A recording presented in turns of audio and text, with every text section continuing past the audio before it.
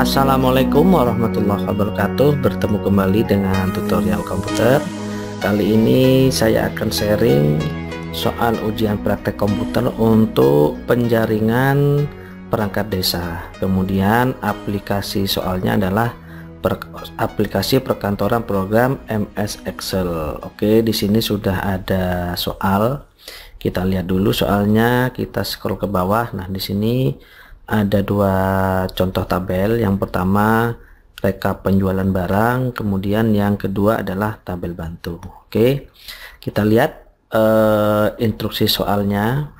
Pertama, ketiklah laporan rekapitulasi penjualan barang BUMDes Badan Usaha Milik Desa seperti yang ada pada soal. Nah, kita akan mengetik ini, tabel ini, kemudian nanti yang kita ketik yang ada sumber datanya adalah di kode penjualan saja. Kemudian ketik nomor ujian Anda dan jadikan sebagai footer yang diletakkan di sebelah kiri naskah. Contohnya seperti ini. Oke, di sini langsung saya sudah buat contoh soalnya seperti ini, teman-teman. Kemudian kita lihat klik previewnya. Jadi teman-teman langsung buat tampilannya nanti dalam satu halaman. Contoh untuk membuat tampil satu halaman silakan dilihat di akhir video. Silakan lihat bagaimana mengatur preview untuk tabel Excel yang lebar. Oke, setelah itu kita buat footernya. Jadi untuk membuat footer teman-teman klik insert, kemudian pilih header dan footer. Nah, di sini ada header dan footer. Kemudian ini yang di atas header, yang di bawah berarti footer. Nah, di sini ada pilihan letakkan di kiri. Nah, di sini teman-teman tinggal ketik di sini kode dan nama peserta. Oke, setelah selesai ketik teman-teman klik lagi di dalam halaman utama. Kemudian klik view, kemudian pilih normal untuk kembali ke tampilan awal atau tampilan semula. Oke, selanjutnya sheet pertama tadi di contoh soalnya ganti sheet dengan nama laporan penjualan. Oke, di sini sheet kita klik kanan, rename laporan penjualan. Oke, selanjutnya langkah kedua, buat sheet baru, kemudian ganti nama sheet menjadi tabel bantu. Ketik semua data di tabel bantu seperti pada soal. Jadi teman-teman buat tabel ini, buat di sheet 2. Kita di sini sheet 2, untuk nambah sheet klik plus di sini. Nah, seperti ini. Sheet 2 kita buat tabel bantunya seperti di contoh soal. Kemudian kita beri nama tabel bantu.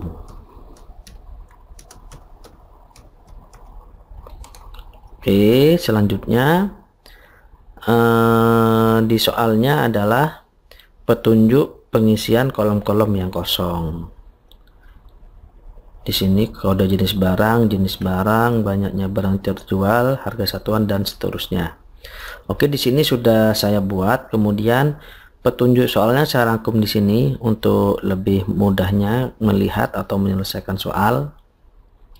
Yang pertama, kode jenis pakaian. Kode jenis pakaian diambil dari kolom kode penjualan 2 karakter dari kiri. Oke, di sini dari sel di sini 2 karakter dari kiri. Berarti JK, SW, KA, CJ, JK dan seterusnya. Sama dengan karena kiri, dari kiri left, yang berarti kiri, buka kurung, diambil dari teks di sini, titik koma sebanyak 2 karakter, tutup kurung, enter. Kita seret ke bawah. Oke, kemudian untuk jenis pakaian. Jenis pakaian diambil dari tabel bantu di sheet 2. Oke, di sini berarti kita akan ambil dari tabel bantu di sini. Berarti nanti di sini akan kita gunakan HLOOKUP dan VLOOKUP untuk mengetahui VLOOKUP atau HLOOKUP yang akan kita gunakan. teman-teman lihat di akhir video ini ada layar video pilihan. Silakan pilih cara menggunakan VLOOKUP atau HLOOKUP. Kalau kita lihat di sini, karena header tabelnya ada di atas, kemudian datanya ke bawah. Contohnya kode pakaian, datanya ke bawah, jenis pakaian, datanya ke bawah, harga satuan, datanya ke bawah. Berarti ini vertikal. Kita gunakan VLOOKUP. Oke, kita ketik sama dengan VLOOKUP kurung buka. Kita ambil dari kode di sini, titik koma, kemudian tabel array atau area datanya kita ambil dari tabel bantu, kita sorot datanya, kemudian titik koma lagi, kita pilih tadi adalah jenis pakaian. Di sini ada 3 kolom, kolom pertama, kedua, ketiga. Untuk jenis pakaian ada di kolom kedua, berarti kita ketik 2, berarti kita akan menyalin dari kolom nomor 2. Kita beri tutup kurung, kita enter. Oke, di sini udah berisi, tinggal kita seret ke bawah. Nah, di sini kenapa ada NA? Kita lihat di sini area datanya, ring datanya A3C6. Di sini A4C7. Ring sudah berubah. Kenapa ini masih ada? Karena masih berada di wilayah yang di A4C7, tetapi begitu di A6C9 ini sudah out dari area data tabel bantu, sehingga tidak ada data yang bisa disalin. Kuncinya adalah kita kunci dulu kolom A3 sampai C6 di sini. Kita klik di A3, kita tekan F4 di keyboard. Nah, setelah muncul lambang dolar berarti dikunci. Di C6 juga tekan F4. Kita enter. Selanjutnya kita geser ke bawah. Kemudian banyak pakaian terjual. Banyak pakaian terjual diambil dari kolom kode penjualan 2 karakter dari kanan. Berarti ini sama dengan kita mengisi kode jenis pakaian tadi. Coba yang ini diambil dari paling kanan. Berarti right sama dengan right yang berarti kanan dari kode penjualan di sini, titik koma, 2 karakter, tutup kurung, kita enter. Selanjutnya kita geser atau kita seret ke bawah. Kemudian selanjutnya adalah harga satuan. Oke, harga satuan diambil dari tabel bantu di sheet 2. Berarti sama dengan caranya mengisi jenis pakaian. Berarti kita gunakan VLOOKUP lagi, sama dengan VLOOKUP. Kita ambil kodenya dari sini, dari jenis pakaian juga bisa. Dari sini C6, titik koma. Kita ambil dari tabel bantu, kita sorot datanya. Kemudian di sini ada 3 kolom. Kolom pertama kode pakaian, kolom kedua jenis pakaian, kolom ketiga harga satuan. Karena yang akan kita ambil adalah harga satuan, maka kita ketikkan kolom ketiga, titik koma, 3, tutup kurung, kita enter. Kita seret ke bawah. Kejadian lagi, kita kunci lagi. F4, klik C6, F4, enter. Kemudian kita seret ke bawah. Kita klik home, kita klik di sini, comma style. Nah, sudah ada separator di pembatas ribuan. Kemudian fasilitas, kita lihat fasilitas diisi dengan ketentuan. Jika barang adalah kaos, maka mendapat fasilitas boleh retur. Selain itu tidak boleh. Berarti di sini kita gunakan fungsi logika sama dengan if jika titik koma sel di sini sama dengan kaos. Kita ketik kaos. Ingat untuk teks jangan lupa tanda petik 2 kaos. Kita beri tanda petik 2 lagi, diapit tanda petik, maka boleh retur. Kita ketik boleh retur, jangan lupa untuk tag, diapit tanda petik, boleh retur, titik koma, selain itu tidak boleh. Oke, kita ketik tidak boleh.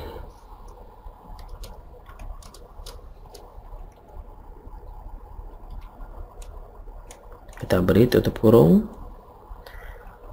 kita enter, kita seret ke bawah.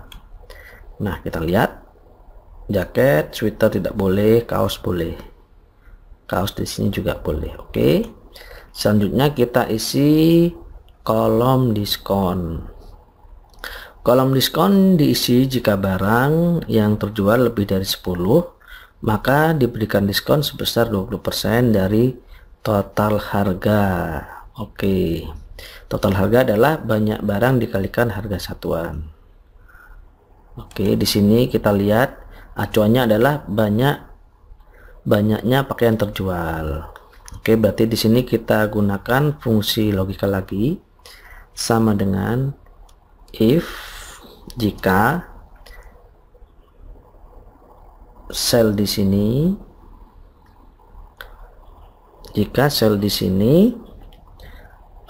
tadi soalnya yang di bawah lebih dari 10,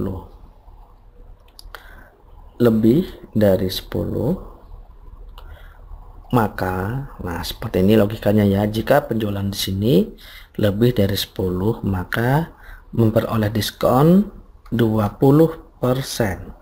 Kita ketik 20% dikali, petunjuknya adalah langsung dari total harga, berarti diskonnya 20, banyaknya pakaian terjual dikali harga satuan. Kita beri tutup kurung lagi, sudah hitam, kita enter, kemudian kita geser ke bawah, kita beri tanda penghubung. Nah, di sini kita hitung apakah sudah benar. Misalkan untuk di sini penjualan nomor ada sebanyak 5, kenapa masih memperoleh diskon? Berarti tidak sesuai. Di sini teman-teman ingat bahwa yang kita ambil data di sini tadi 20, 12 ini adalah hasil mengambil data dari kolom kode di sini. Berarti di sini berupa teks, bukan angka. Jadi teman-teman untuk teks ini karena dianggap tag, untuk menggunakan perkalian di angka jangan lupa beri tanda value. Lebih mudahnya saya hapus saja, sama dengan if value, jadi nilai dari di sini kita beri tutup kurung lebih besar dari tadi, syarat penjualannya lebih besar dari 10, maka memperoleh diskon 20% dikali total penjualan. Total penjualan adalah banyaknya pakaian terjual dikali satuan harga. Beri tutup kurung, sudah hitam, tutup kurung terakhir, kita enter. Selanjutnya kita seret ke bawah. Oke, di sini ada false, kita lihat. Oke, untuk rumus logikanya falsenya kita jangan lupa, jika nilai dari E10 lebih besar dari 10, maka 20% dikali total penjualan, titik koma, jika di luar ketentuan ini tidak memperoleh diskon. Jangan lupa kita ketik 0 di sini. Oke, kita enter. Nah, seperti ini. Yang di sini juga ke atasnya kita seret, ke bawahnya juga kita seret. Oke, di sini penjualan yang di bawah 10 tidak memperoleh diskon. Jadi teman-teman nanti mengetiknya dari atas di sini, if value E6 lebih besar dari 10, titik koma 20% kali total harga, kemudian nilai salahnya adalah 0 seperti ini. Kemudian nanti hasilnya tinggal seret ke bawah, sama saja. Kemudian selanjutnya total harga adalah banyaknya barang terjual dikali harga satuan dikurangi diskon. Oke, di sini sama dengan banyaknya barang terjual, buka kurung, banyaknya barang terjual dikali harga satuan, kurung, dikurangi diskon. Kita enter, kita seret ke bawah. Kita sudah menyelesaikan total harga. Kemudian kita hitung di sini total harga. Ini memang rumus yang paling sering keluar di ujian Excel untuk seleksi lamaran kerja, sama dengan sum, buka kurung, kita klik di sini, shift anak panah ke atas, tutup kurung, enter. Total harga tertinggi berarti maksimal, sama dengan max, buka kurung, kita klik di sini, ring datanya adalah nomor 10 ke nomor 1 di sini. Tekan shift di keyboard, naikkan panah ke atas, tutup kurung, enter. Di sini penjual total harga tertinggi adalah 4 juta. Untuk total harga terendah adalah min, sama dengan min, minimal. Kita klik di sini. Ingat teman-teman, hati-hati di sini mulai menarik datanya, jangan sampai mulai dari sini, karena datanya adalah nomor 1 sampai dengan nomor 10. Oke, shift ke atas sampai nomor 1, tutup kurung, enter. Kemudian untuk rata-rata sama dengan average, klik di sini, shift ke atas, tutup kurung, enter. Kita sudah menyelesaikan soal dengan benar. Teman-teman silakan latihan. Kemudian kita lihat di sini langkah keempat, simpan ujian yang Anda kerjakan dengan nama file menggunakan nama file berikut.